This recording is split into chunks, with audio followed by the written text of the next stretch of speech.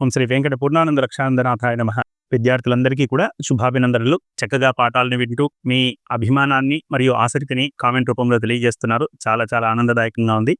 మనం రాశిజంలో భాగంగా చెప్పుకుంటున్నటువంటి అంశాల్లో ఇప్పుడు మనం చెప్పబోయేటటువంటి టాపిక్ ఏంటి అనేది ఒకసారి చూద్దాం రండి. ఇంతవరకు మనం ఇంతకుముందు చెప్పుకున్నటువంటి టాపిక్స్ అన్ని కూడా ఇక్కడ వరకు అయిపోయాయి. ఇప్పుడు చెప్పుకోబోయే అంశం ఏంటి అంటే శీర్షోదయం, పృష్ఠోదయం, ఉభయోదయం. ఏంటి శీర్షోదయం అంటే ఏంటి, పృష్ఠోదయం అంటే ఏంటి, ఉభయోదయం అంటే ఏంటి, ఈ విషయాన్ని ఒకసారి పరిశీలన చేద్దాం. ఖగోళ పరంగా అది ఎలా అవుతుంది, అసలు ఎందుకు ఆ పేర్లు వచ్చాయనే విషయాన్ని తర్వాత చెప్పుకుందాం.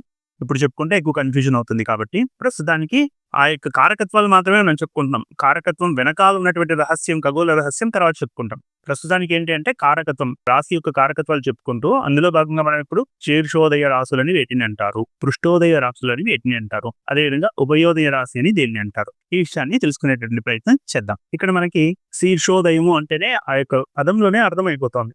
శీర్షము అంటే తల, తల ద్వారా ఉదయించేటటువంటి రాశులు ఏవి. అదేవిధంగా పృష్ఠోదయం అంటే వెనక నుంచి ఉదయించేటటువంటి రాశులు ఏవి, వెనక భాగం నుంచి ఉదయించేటటువంటి రాశులు ఏవి. ఉభయోదయం అంటే అలా శీర్షోదయము మరియు పృష్ఠోదయం రెండూ చేయగలిగినటువంటి రాశి ఏది. ఇది మనకి ఈ యొక్క పదాల్లో అర్థమయ్యేటటువంటి విషయం. ఇప్పుడు ముందుగా శీర్షోదయ రాశులు అంటే ఏవో చెప్పుకుందాం. సింహం దగ్గర నుంచి తీసుకుంటే రవికి సంబంధించినటువంటి రాశుల్లో ఈ 4 కూడా శీర్షోదయ రాశులే. ఇది మనం చెప్పుకున్నాం రవికి సంబంధించినటువంటి 6 రాశులు అని. ఈయన ఏం చేశారు అంటే ఈ 4 రాశులు తన దగ్గర పెట్టుకుని మిగిలిన ఈ రెండింటిని తీసుకెళ్లి చంద్రుడికి ఇచ్చేశారనమాట.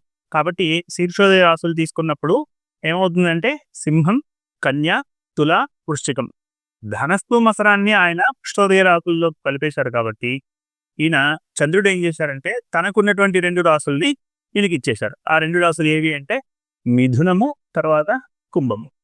ఇవి 2 కూడా రవికి ఇచ్చేశారు. ఇక్కడ మరి ఇప్పుడు శీర్షోదయ రాశులు అన్నప్పుడు ఏమైపోతుంది, రవికి చెందినటువంటి ఈ 4 రాశులు కాకుండా ఇంకా 2 రాశులు, చంద్రుడు ఇచ్చినటువంటి 2 రాశులు ఏవి అవి, మిథునము మరియు కుంభము. అంటే మిథునం, సింహం, కన్య, తుల, వృశ్చికం మరియు కుంభం, వీటిని శీర్షోదయ రాశులు అని అంటారు.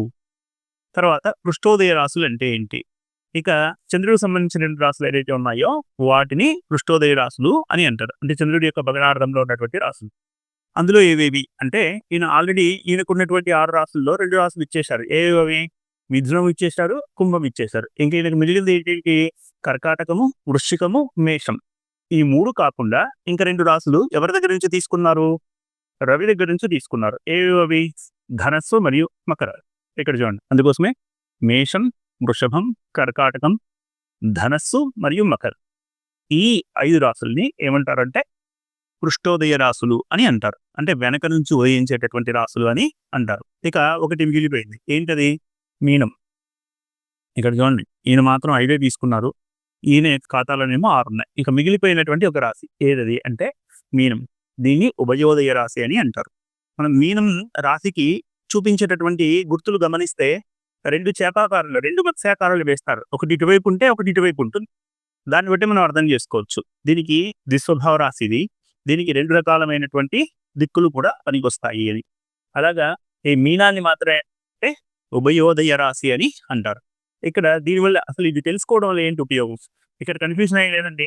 రవికి చెందినటువంటి భగ్నార్థంలో ఈ 4 మాత్రమే శీర్షోదయ రాశులు. చంద్రుడి నుంచి ఈయన తీసుకున్నటువంటి 2 రాశులు ఏంటవి అంటే మిథునము మరియు కుంభం, ఇవి శీర్షోదయ రాశులుగా గుర్తుపెట్టుకోవాలి.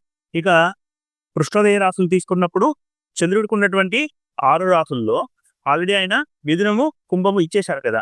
ఇచ్చిన తర్వాత రవి దగ్గర నుంచి 2 తీసుకున్నారు కదా.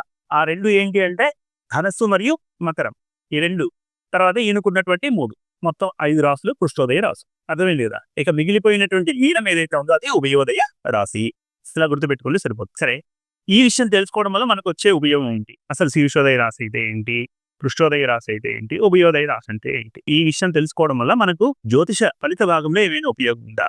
మహర్షులు చెప్పినటువంటి ప్రతి వాక్యంలో మాత్రమే కాదు, ప్రతి పదంలోనూ, ప్రతి పదమే కాదు, ప్రతి అక్షరంలో కూడా ఏదో అంతరార్థం ఉంటుంది. అలా లేకుండా ఇవి మనకు చెప్పడం జరగదు కదా. మరి ద్రష్టలు కదా, మరి ఋషులంటేనే ద్రష్టలని కదా, ఇంతకుముందే చెప్పుకున్నాం. మరి ఇప్పుడు ఇలా తెలుసుకోవడం వల్ల ఏంటి ఉపయోగం, శీర్షోదయ రాశి వల్ల ఏంటి ఉపయోగం అంటే జాతకం సంబంధించి విషయం తీసుకున్నట్టయితే శీర్షోదయ రాశుల్లో జన్మించిన వాళ్ళు ఎప్పుడు కూడా అనుకున్న వెంటనే పనులు ప్రారంభిస్తారు. అంటే ఇలా అనుకుంటే అలా వెంటనే చేసేయాలి అని ఆలోచన చేసే వాళ్ళు ఎవరైతే ఉన్నారో వారిని శీర్షోదయ రాసుల్లో జన్మించిన వారుగా చెప్పుకోవచ్చు. ఇక పృష్ఠోదయ రాసుల గురించి చెప్పాల్సిన అవసరం లేదు. వాళ్ళు చేయాలనుకుంటారు, పాపం వెంటనే ప్రారంభించరు. అలాగా స్టార్టింగ్ ప్రాబ్లం ఉంటుంది, వెంటనే స్టార్ట్ అవ్వదు. తర్వాత కొద్దిసేపటి తర్వాత ఇంకెప్పుడో ప్రారంభించేటటువంటి ప్రయత్నం చేస్తారు. ఇది మనకు తెలిసేటటువంటి విషయం. ఇంక ఇది కాకుండా ఇంకేమైనా ఉపయోగం ఉందా? ఏదైనా ఒకరికి ఒక దశో అంతర్దశో జరుగుతుంది అనుకోండి. సాధారణంగా ఫలిత భాగం చెప్పేటప్పుడు మీకు వివాహం ఎప్పుడు జరుగుతుంది అంటే, మీకు గురు మహర్దశ ప్రారంభమైనప్పుడు వివాహం జరుగుతుందండి. గురు మహర్దశ, గురు అంతర్దశ వివాహం అవుతుంది అని చెప్పామనుకో, ఉదాహరణ చెప్తున్నా. అలా చెప్పినప్పుడు గురు మహర్దశ అనేది ప్రారంభంలో అవుతుంది. గురు మహర్దశలో గురు అంతర్దశ అయిపోయేటప్పుడు అవుతుంది. ఎలా తెలుస్తుంది?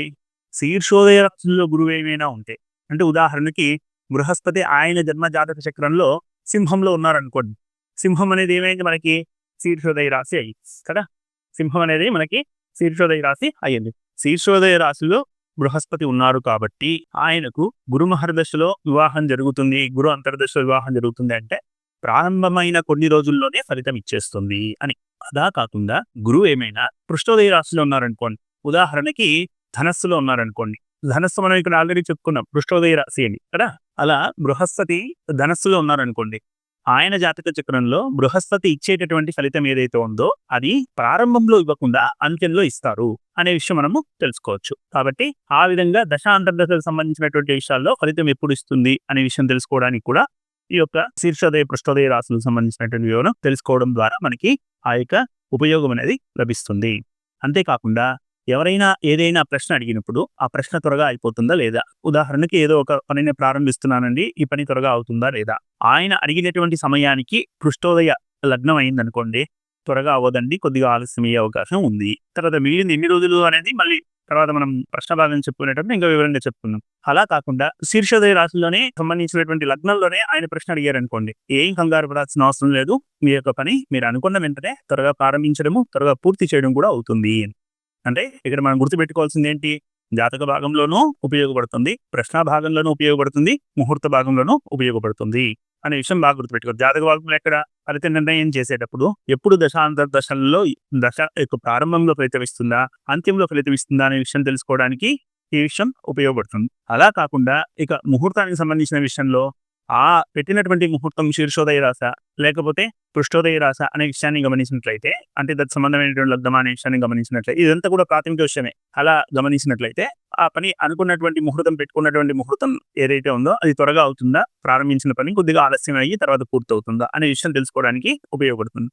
అంతేకాకుండా ప్రశ్న శాస్త్రంలో ఇంతకుముందు అనుకున్న పని అవుతుందా లేదా, లేదా బయట వెళ్ళినటువంటి వ్యక్తి ఒక మనిషి కనిపించకుండా పోయాడండి, అలా మళ్ళీ త్వరగా వస్తాడా రాడా, లేదా చాలా ఆలస్యం అవుతుందా, ఆ మనిషి ఇంటికి తిరిగి రిటర్న్ రావడానికి చాలా ఆలస్యం అవుతుందా, ఈ విషయం అడగాలనుకోండి. అలా అడిగినప్పుడు కూడా మనకి ప్రశ్న శాస్త్రం ద్వారా ప్రశ్న వేసినప్పుడు శీర్షోదయ రాశి అయిందనుకోండి, ఆయన త్వరగా ఇంటికి వచ్చేస్తారు, కంగారు పడాల్సిన అవసరం లేదు అనే విషయాన్ని మనం సూచన చేయడానికి అవకాశం ఉంటుంది. ఇది కేవలం ప్రాథమికాంశమే. తర్వాత మనం ఇంకా బేసిక్స్ లోనే ఉన్నాం కాబట్టి ప్రాథమికాంశాలు తెలుసుకుంటున్నాం కాబట్టి అందులో ఈ యొక్క రాశిజం అనేటటువంటి ఈ యొక్క టాపిక్ లో మనం ఒక్కొక్కటి స్టెప్ బై స్టెప్ మనం నేర్చుకుంటూ వస్తున్నాం. దాంట్లో భాగంగా ఇప్పుడు చెప్పినటువంటి టాపిక్ ఏంటి అంటే శీర్షోదయ రాశులు, పృష్ఠోదయ రాశులు, ఉభయోదయ రాశులు.